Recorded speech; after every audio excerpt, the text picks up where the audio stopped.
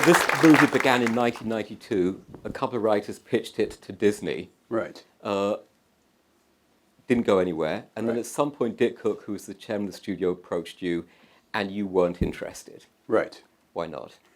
The script was just basically a by-the-numbers pirate movie, and I don't think anybody was interested in seeing that. So we went back to Dick, and we talked to these two writers, Elliot and Rossio, and I said, well, read the script, tell us what you do with it. And he said, well, here's what we do.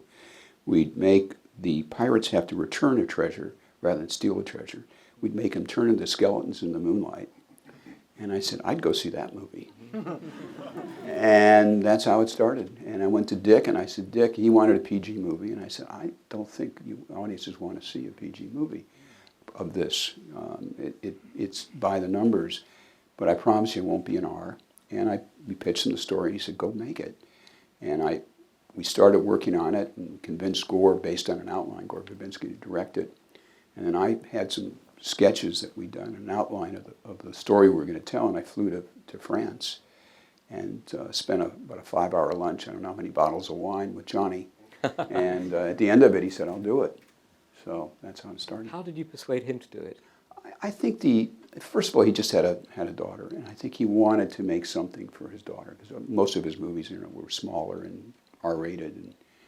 And I also felt he was a perfect actor for it, because he gave a signal to the audiences that here's a guy who does Edward Scissorhands and does all these bizarre movies, and yet he's interested in doing this movie about a theme park ride. Because you look at it and say, well, Johnny Depp's in it, maybe I'll go look at it, because he's an interesting actor. So let's walk through the major decisions that you as a producer have to make on something like this. The script comes to you. You work with many writers on this project. Right. What did each one contribute? Well, this was Elliot and Rossio the whole way.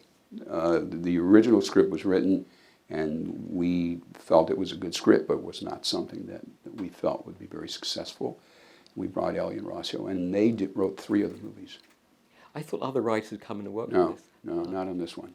And what were the toughest challenges of the screenplay once they had that idea?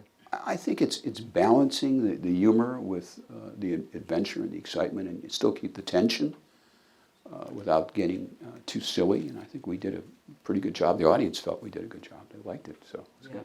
And then how do you come up with Johnny Depp instead of, say, Will Smith, Nick Cage? What is he the third person you go to for this, or? No, he was the first.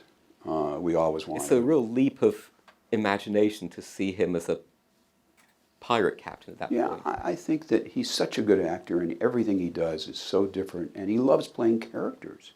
And that's what he loves. And the script wasn't written for him. It was written for a crusty pirate, and had none of the humor that Johnny brought to it. I mean, all this stuff, his uniform, his walk, everything that he does, it's an imitation of Keith Richards, what he really does. His daughter was watching Pepe Le Pew on Cartoon Network or something, and he said, oh, that's a great character. Maybe I can take a little bit of him. And Keith Richards was a friend of his, and Keith came over his house and said, Johnny, let me try this jacket. He took one of Johnny's jackets and, just left him. Wow. He just walked off with it. He said, I'm gonna copy him.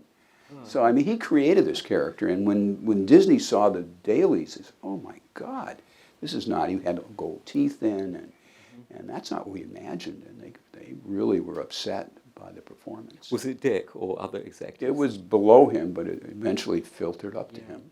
And there was a meeting where Yes. Did they persuade him to tone the character down? Or? No, not at all. What we did is we took some of the footage and cut it together, and when they saw how well he melded with the other characters and how much fun it was, the way he played it, they So you're going in, you're going to a meeting with the studio chief. Right. You've got a very expensive movie, and this is a gigantic decision, how this guy plays the role.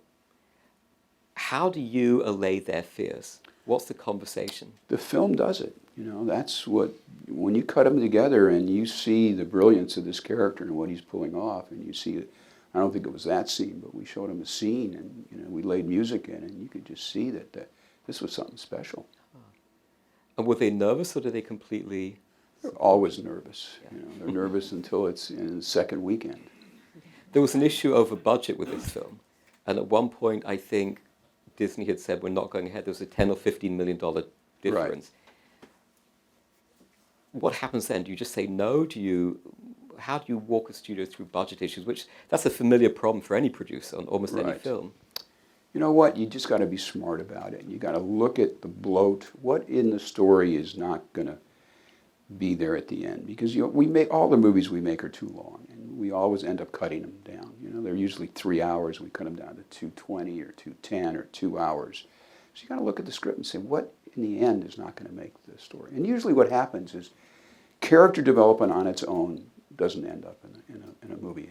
It's great on HBO and on television because you keep coming back every week. But in movies, if you don't have plot running through your character development, you're in trouble. So you look at scenes that, again, don't propel the story forward, and they usually end up on the cutting room floor. What did you eliminate? I can't remember, but what we did is we looked at some production things. We were going to build extra ships, and we figured out how to take one ship and convert it into 2 or 3 ships. So that saved quite a bit of money. So we met their number. We got down to their number. And we actually made the movie for what we said we would, which is unusual, but we did. You then did 2 and 3 back to back. I think Right. it was a 280-day shoot or something. Yes. But I'm assuming that the deal with Johnny Depp initially was just for one picture. Right. How do you persuade him to come back? Well, look, it was his most successful movie, at least financially. Right. And It helps. He loved the character. His kids loved it. He had a son born by then, and he named the son Jack after the character. So, I think it's something that he wanted to do. He's such a good guy. Here's what he does. When we go to a city, we're making a movie, he carries a trunk with his costume in it, and he'll put the makeup on, put the suit on, and go visit children's hospitals. Oh, wow. And he does that wherever we go. We were in Australia. He went there, and he did a fantastic thing for this very terminally ill cancer ward in Australia. So that's the kind of guy he is. He knows people love this character, and he's very proud that he's playing the character. So when you're having conversations about him coming back, who's actually doing the deal? Is it you? Is it Disney? His agent's Tracy Jacobs. Who's talking to Tracy Jacobs? At what point do you step in? At what point do you say, I can delegate this? Well, it's really between the studio because it's their money. It's their business affairs who deals with Tracy, and Jake Bloom is his attorney. We'll get in the mix if we feel that it's drifting apart or either side is being unreasonable. And have you ever walked away from somebody because of a contract deal?